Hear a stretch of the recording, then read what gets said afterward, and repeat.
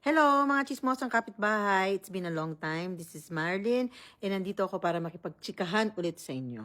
Alam nyo, lately no, ang daming usapan tungkol sa mga kabataan ngayon. Kasi may mga nagsasabi na mas mahina daw sila.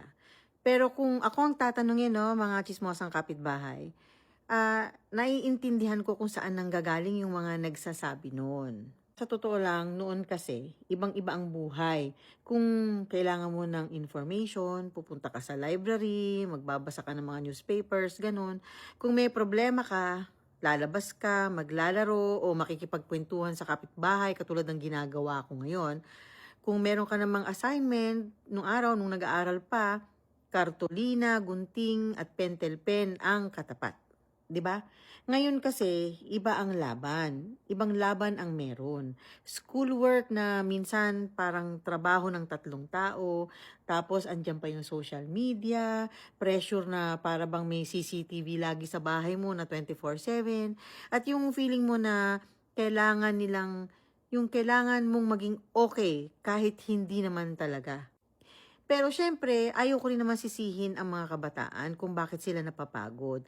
Kasi nga naman, ang bigat ng mental at emotional load nila ngayon dahil din naman yan sa social media. Kaya ito, mga chismosang kapitbahay ng mga Mars, ito lang ang tingin ko. Para sa akin, walang mas malakas, walang mas mahina, magkaiba lang talaga ang laban nung panahon namin at yung laban ng mga kabataan ngayon. Dahil again, explain ko na noon, physical lang hirap.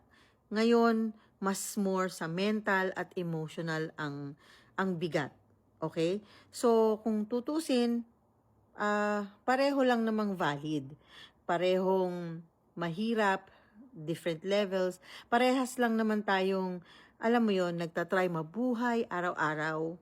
Kaya imbis na, for me imbis na magturuan kung sino ang mas mahina o mas malakas, mas masarap kung mag-unawaan na lang tayo.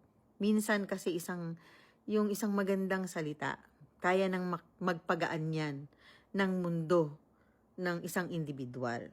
No?